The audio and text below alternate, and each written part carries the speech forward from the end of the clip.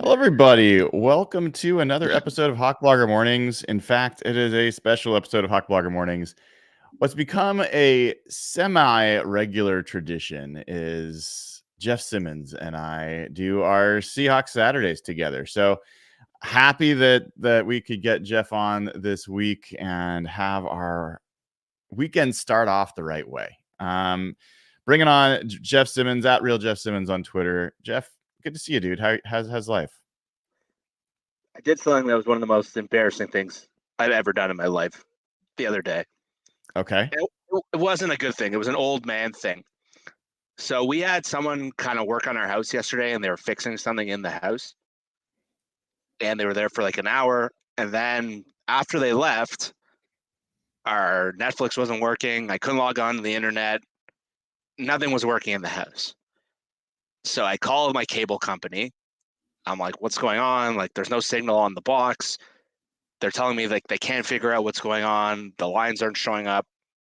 So they're like, you're gonna have to replace the modem. Go into the store on a Saturday. I'm like, ugh, I don't want to do that on a Saturday. It's an annoying thing.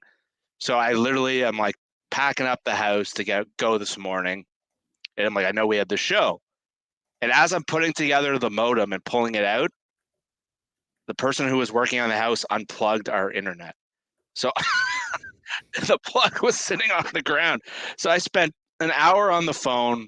They couldn't figure it out. We couldn't figure it out. And it was literally just unplugged. It was.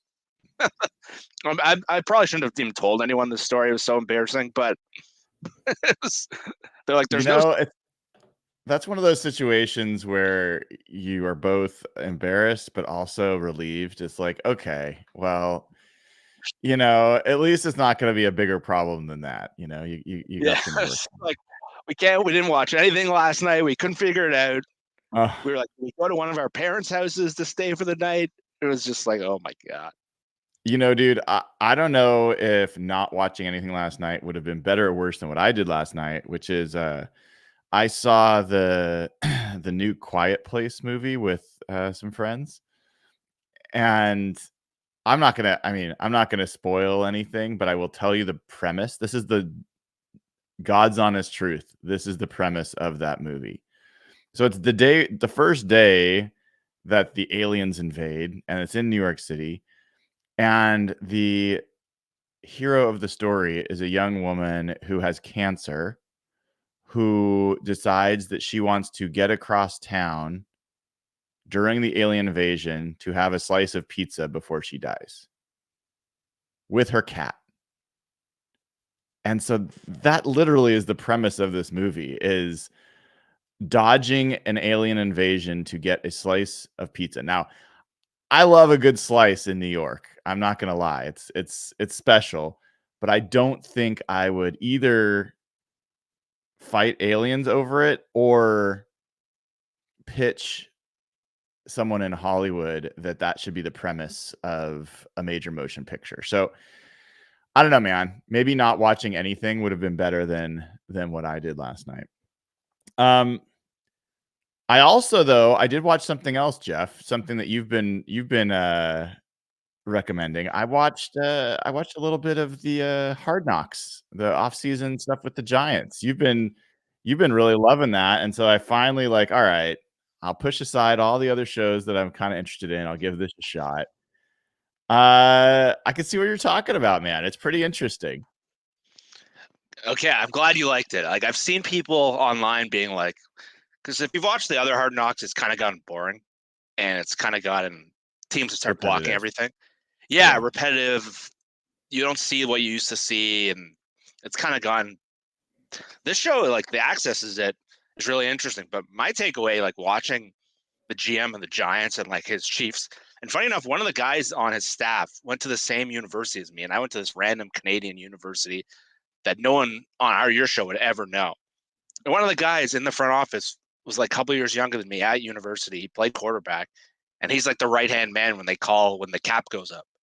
I'm like laughing, but watching the show, I'm like, I think I could be in a front office. I don't know if I'm overlooking that, but like the conversations they have, or like the conversations we have, like the guys in my fantasy league have, and like it's not this high level like I don't know what the hell they're talking about. It's like the stuff we talk about.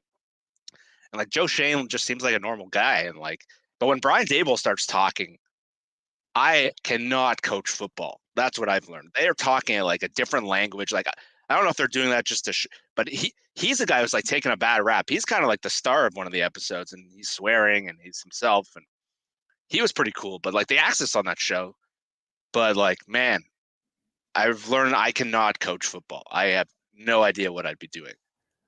I had kind of a similar reaction. For people that haven't watched the new Hard Knocks off-season edition with the Giants, they go through, and I think there's 2 episodes at least that I could find so far. And first episode is it Joe Shane? Is that how you say his last name? Yeah, I believe so. Yeah.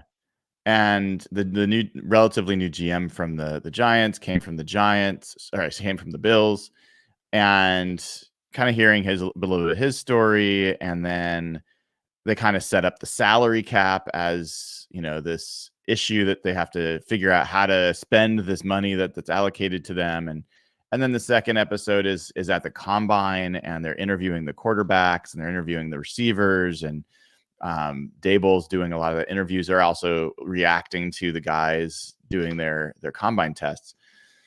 And they have these very official meetings, like, executive, like intense rooms, like where everyone's sitting in a square and like layered, like whatever.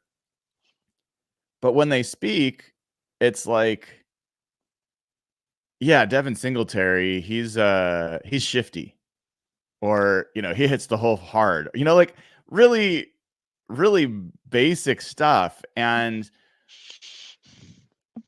like in the at least in the meetings that I've been in from a business standpoint, when you're making like multi-million-dollar or billion-dollar decisions, if you don't have data and evidence to back it up, if you're not actually able to build your case for why X versus Y, then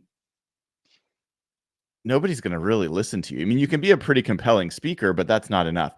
So I don't know, Jeff, maybe they do have all this data and they feel like it's proprietary and they don't want to share it, and that's why it's not showing up.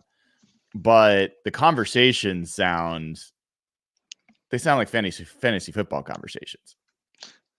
Did you have the same read of Kafka that I did? I didn't even notice him until late in the second episode where he made one comment. But yeah, I mean, he's invisible. Yeah, it's like they're interviewing all the quarterbacks of the draft, and he doesn't say a word. I'm like, this guy was almost our head coach. Like, yeah. I mean, honestly, I literally had watched almost 2 full episodes before. I mean, you had mentioned that, and I just wasn't paying attention. But I didn't see him. Like I didn't see him. I didn't hear him. And then he said one thing. I can't remember what it was. It was nothing like, it was like a joke or something. But I think they were talking about Dable trying to. one of the better lines was Dable saying, how far would he have to line up to beat Adunze in a 40-yard dash? Or no, it was Worthy in a 40-yard dash. And he's like, I could start at the 20 and I could beat him. And they're like, there's no way. And then he's like, well, how far would I have to be? Like the 35. I thought that was pretty funny. Dable seemed very offended that people thought he couldn't run a 7 flat 40. I think it'd be awesome if some of the coaches in front office did 40 times. I think that'd be really funny. That would be awesome. Yeah. I mean, it's true about Kafka though. I mean, for a guy that they blocked from leaving, it really seems like Dable's show. Yeah. Completely. Yeah, and then Chase Daniel came out, who played with Kafka and with Andy Reid's. Like, I don't recognize a single terminology in there that is not Andy Reid's offense. And that was Kafka's whole thing. Like, he's the Andy Reid next, and maybe he's got like more of the Doug Peterson laid back vibe, but man, he does not strike you as like an alpha take over the room. kind of guy. No. No, and I mean Dable had some pretty he's had a rough off season. I mean, Hmm. the stories that came out about Wink Martindale and that exit and how ugly that was. I'm curious if that's going to be show up in this. They really didn't talk about it. They just talked they talked about the new guy, was it Shane Bowen or something I believe it. from Yeah. Tennessee coming in, but they didn't really talk about the exit and it wasn't pretty. But I don't know. One of the other things that kind of struck me, Jeff, was how much they are screening for and emphasizing for how well these guys would be able to deal with the media. Like that was a significant because in New York, it's just a different animal. That's not a that's not I don't think that's a big concern for John Schneider when he's interviewing people is like, hey, you're gonna have to stand up to Seattle media and all the scrutiny. Um, But I wonder how much that has affected the Giants or the Jets drafts over the years.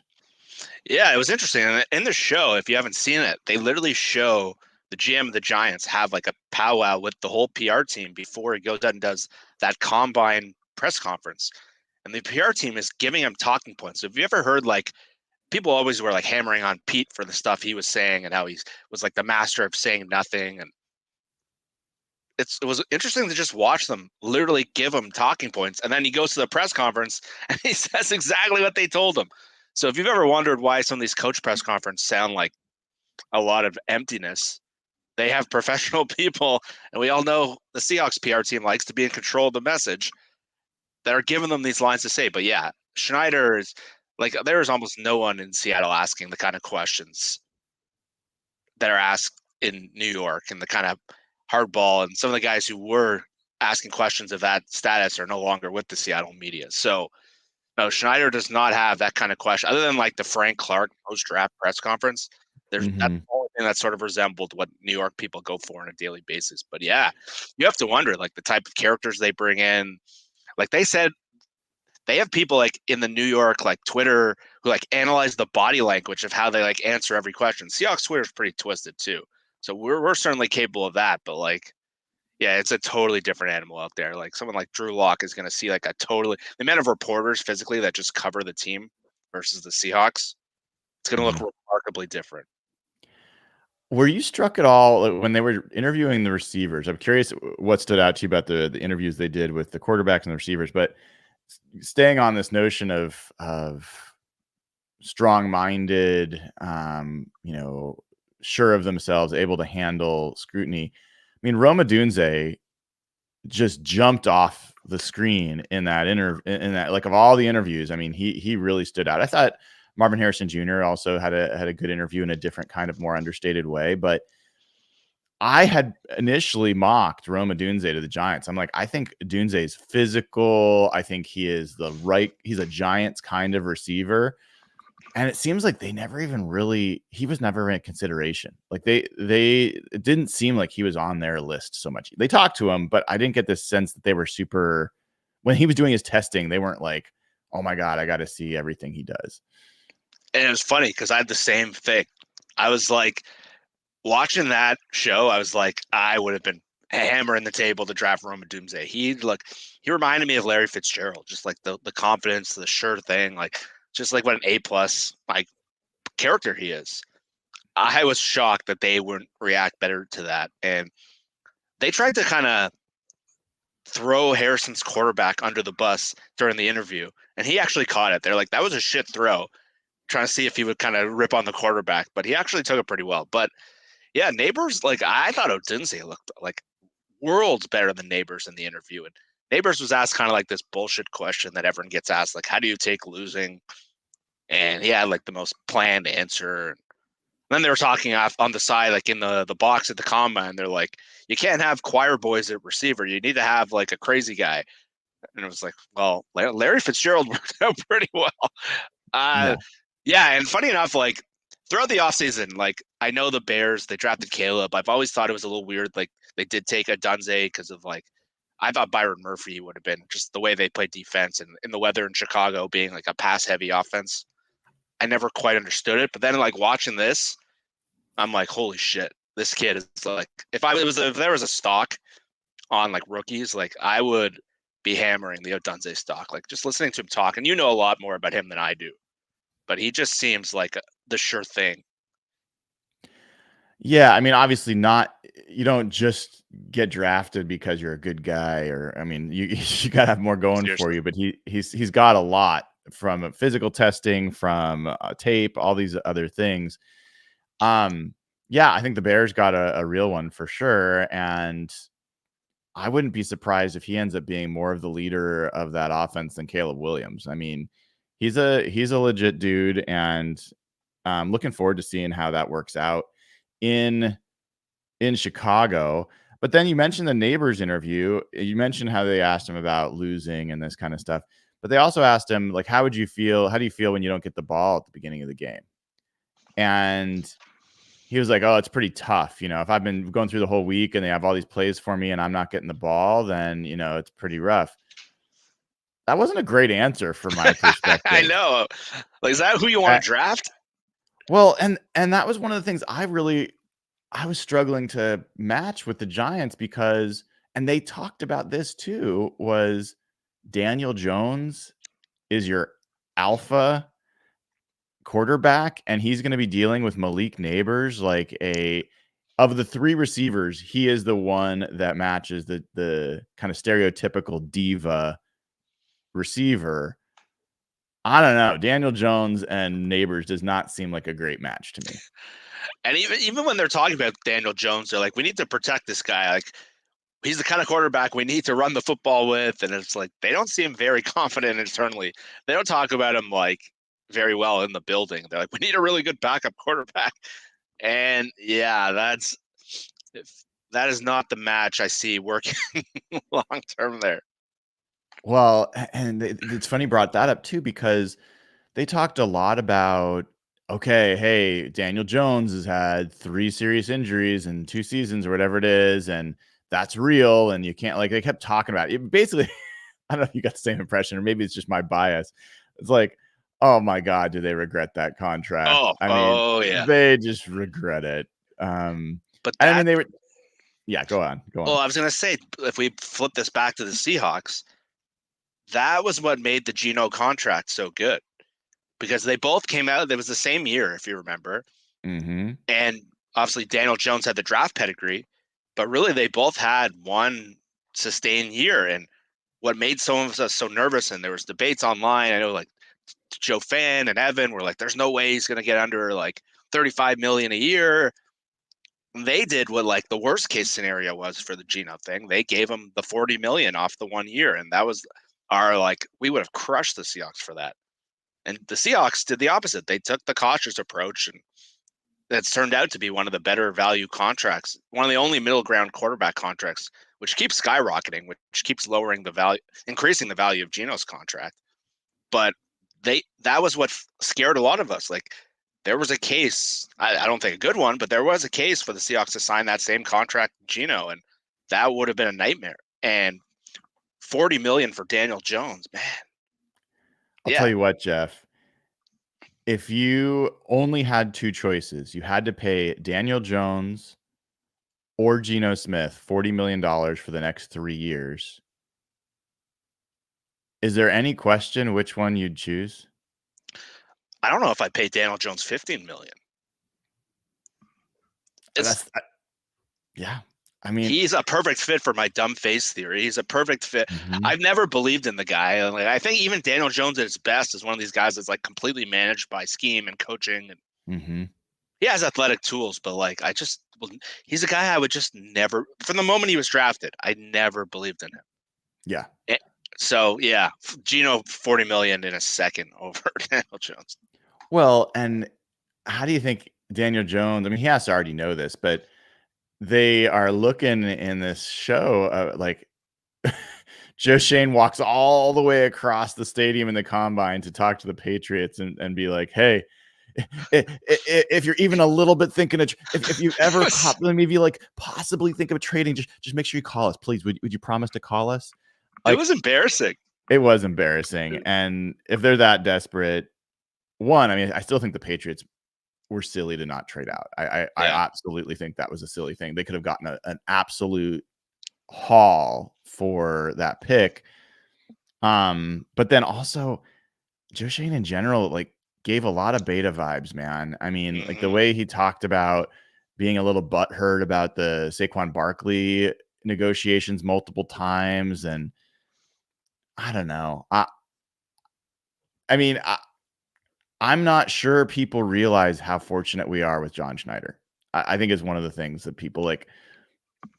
I think if everyone got to hear the way different front offices talk, different GMs talk, different GMs, the work that they put in, I think they'd be shocked about how many of them seem like not great. Yeah. Yeah. And I think we've seen sort of with the Mike McDonald story how John is regarded in the league. And no, we've all spent years we all know the detractions of what Schneider's done so far.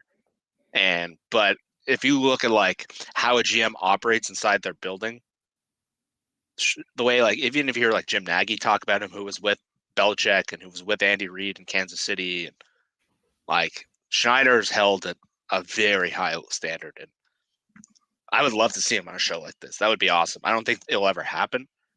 I just don't think the Seahawks are that kind of team. But man, yeah, I think Joe Shane, like if I'm a Giants fan watching this, I would be like horrified. Yeah, I don't know if I'm quite that. I mean, I think we've seen some pretty awful. What was it? The Dolphins year? I was like, oh man, this is really bad. Like the coach they had, I can't remember who he was. I was just like, oh, this guy is not good. But I also like the clip they had at the Senior Bowl, I think, where Dan Morgan of the Panthers just casually drops, "You interested in Burns for 2 firsts?" Like that's the way these deals are. It's crazy, right? And he's saying this out like with other people all within hearing distance of him saying it. So I Well, don't it's know. funny because when Schneider signed Tyrell Dodson, the thing he said in his radio show is that Dan Morgan's been bragging for years that he discovered him as like a UDFA in Buffalo. And who knows if it was like a conversation like that. But Schneider said like Morgan has not shut up about Tyrell Dodson for like years. And then he finally gets to play and he hits. Weirdly enough, Carolina doesn't try to sign him. Mm, yeah. but, but you never know. Like it could be like a small combo like that led him to the Seahawks. And who knows? Do you think that Pete Carroll moving on makes the Seahawks more likely to potentially do a Hard Knocks at some point? Yeah, I'd say so. I'd say so. But yeah, McDonald, I think the PR staff of the Seahawks would be really against it. I think that's, and I think Good that's who call. the league. I think that's who the league likely deals with rather than the coach. But I think Pete, because he runs his operation in such a different way, I don't know if he'd want that out there. Even though it probably would Mhm. have been like the best marketing tool for him in the world for players, but the Seahawks PR staff is very protective, and they do a good job in terms of just like keeping their message complete. But I think the league, if they came to them, I don't know if that would. I don't know if that I would think work. you're right. I think you're right. I mean, I the reason I thought about Pete is I don't think Pete objected to it because of PR secrecy. I think Pete objected to it because, I mean, his rules protect the team, and Yeah. one of his rules, right? And I think he just saw that as not football and Mm. superficial and not conducive to being a winning team. So, why do it? Um, yeah, I do wonder if Schneider and McDonald would be a little bit more open to it, but um, yeah, it was entertaining. I definitely got a little insight there, and I'm looking forward to when they actually lose Saquon Barkley and the interactions between. I mean, the owner and the GM is pretty clear that the GM is sticking his neck out there, and you wonder how much that I doubt Jody Allen is in John Schneider's office like, Are you sure about letting Bobby Wagner go? Like, I don't think that's happening.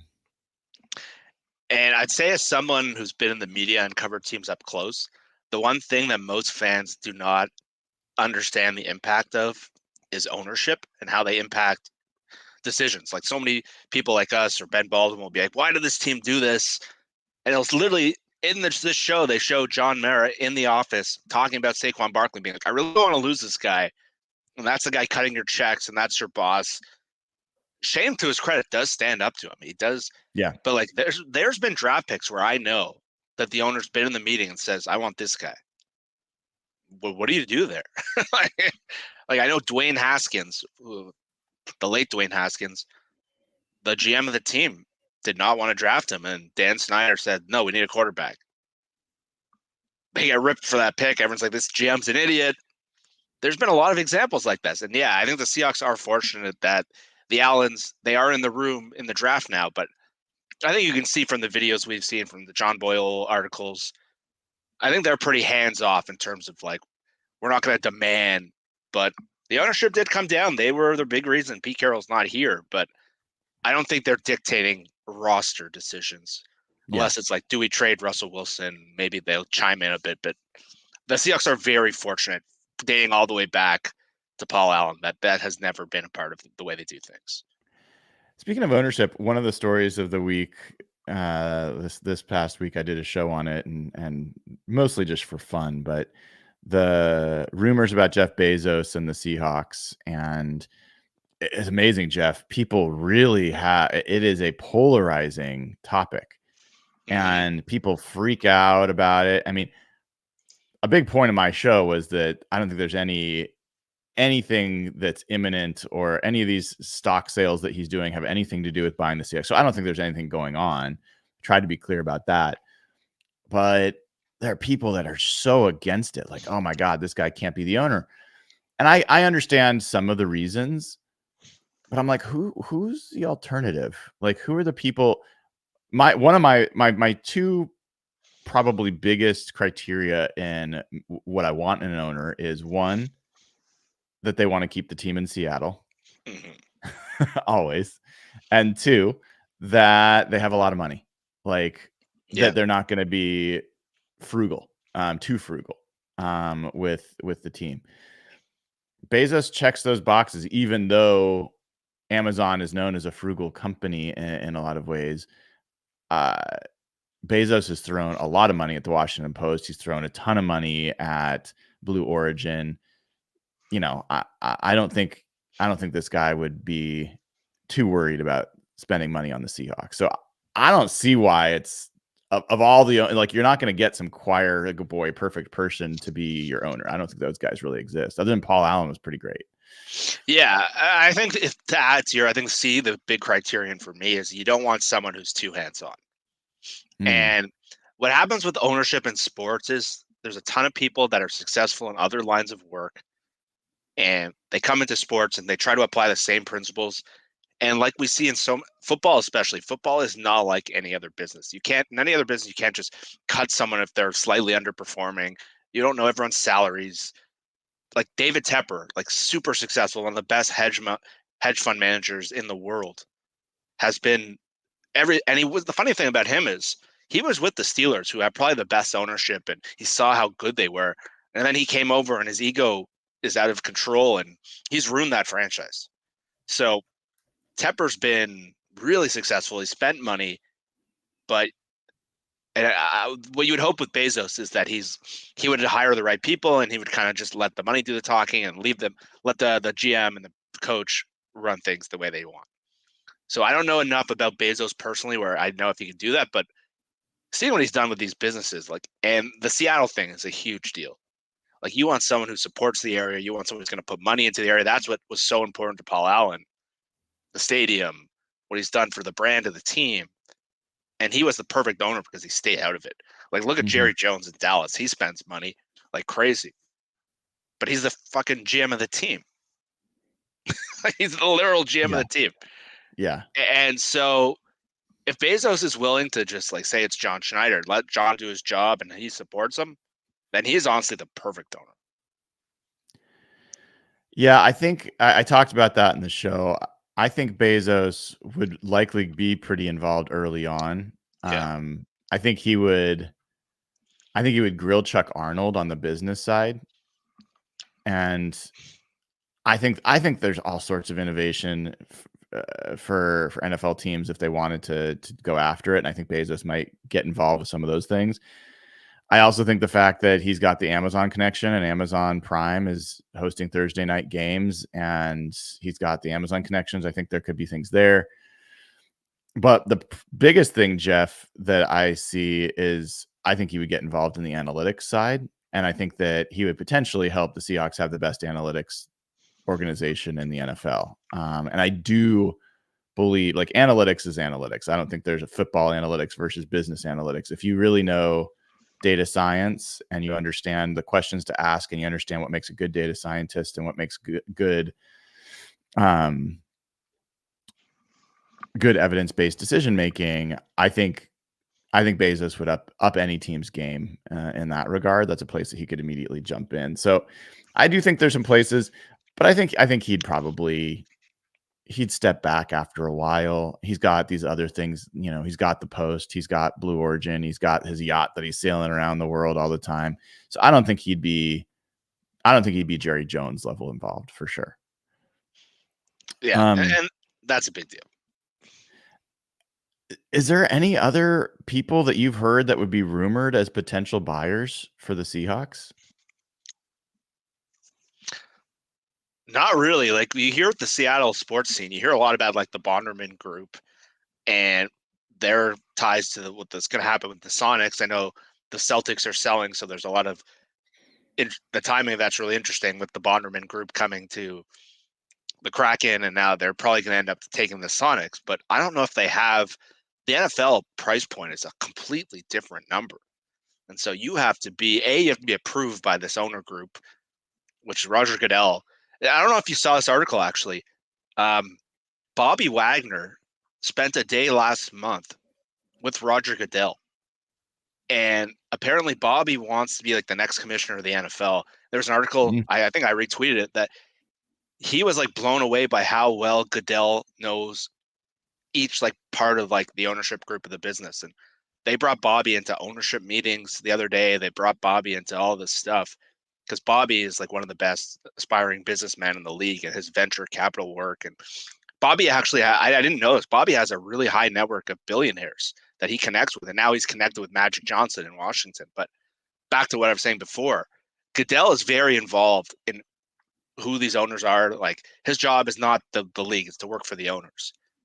And I think Goodell would have a very clear idea of who they'd be looking at. So I think Bezos is a natural tie because he was involved in other bidding before, and they've done a lot of vetting on that kind of stuff.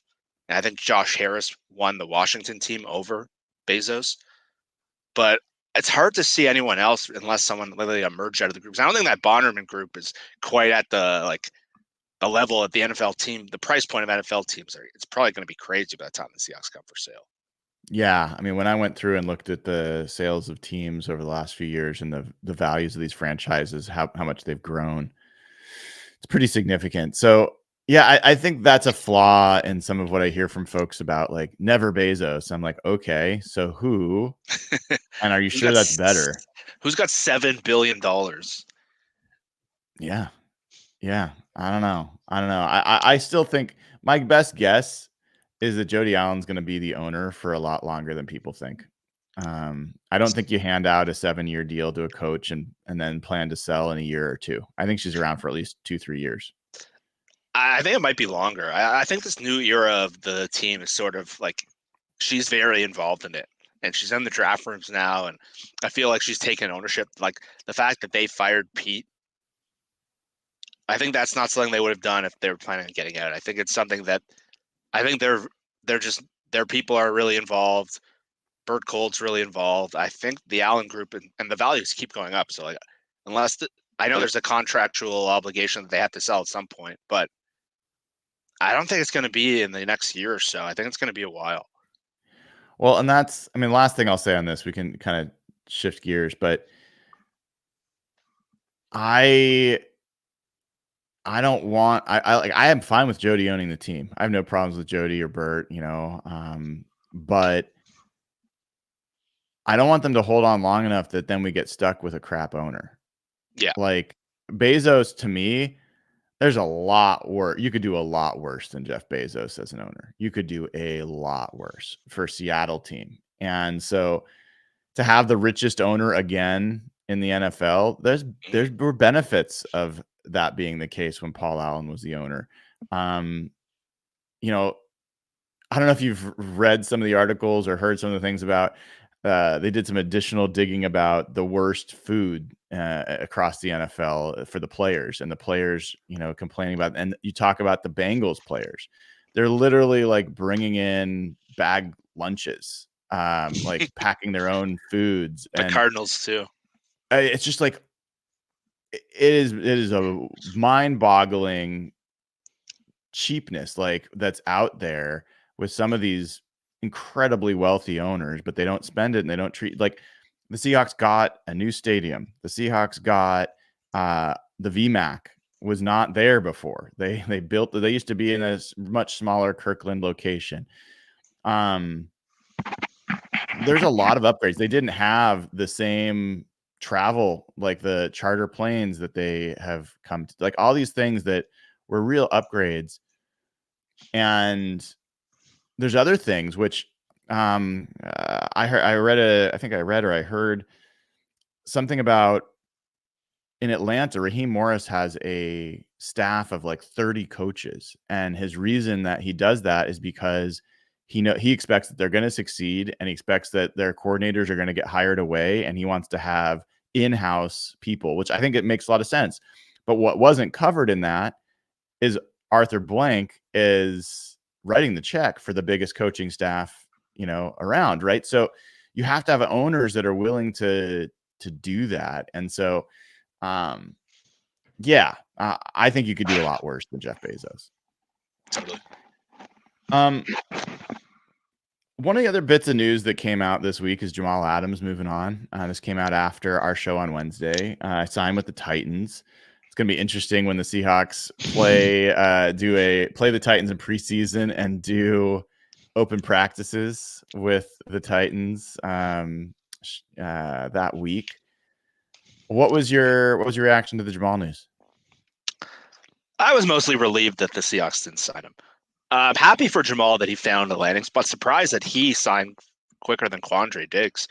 But yeah, mostly a relief. I thought once this linebacker stuff, all the injuries that were going on in linebacker, I thought it was just a matter of time until the Seahawks signed him, even though Brady Henderson was kind of like, this is a long shot. But yeah, Jamal ends up with one of Mike McDonald's old assistants, Denard Wilson, who was a guy that we thought might be the Seahawks DC.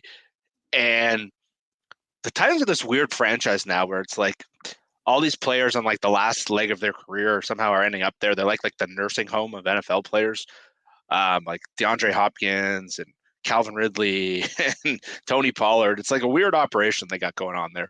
But yeah, I was surprised to see that he signed this early relative to like Justin Simmons or Jamal Adams. I mean, and Quandre Diggs. But overall, thought I'm happy that the Seahawks didn't bring him back.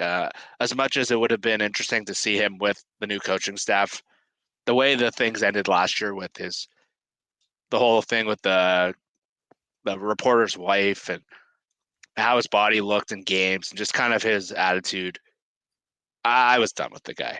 So I was happy that he found a landing spot, and good for him. Like, I hope he does well. I'm glad that era is over. It turned out to be a huge mistake, but I'm past the acquisition cost that's over, and I'm just happy he's not back with the team this year. I didn't want to deal with that again. Yeah. I mean, I think interesting that it seemed like there was a market for him. It seemed like he had some choices of where he'd sign, and it did seem like the Seahawks were interested in bringing him back. I don't think there's any other reason that John Schneider and Mike McDonald would have been talking about him positively in the press if they weren't trying to potentially convince him to come back. So I do think that door was open. I do think he had multiple places he could have chose to go. He goes to with Denard Wilson, who was his coach in the Jets when he had his best years. Do you think, is your guess that that the Titans signed him to be a linebacker or to be a safety? I would guess to be a safety, and that's I think probably so the reason. too. That's probably the reason he ended up there. Like you just said,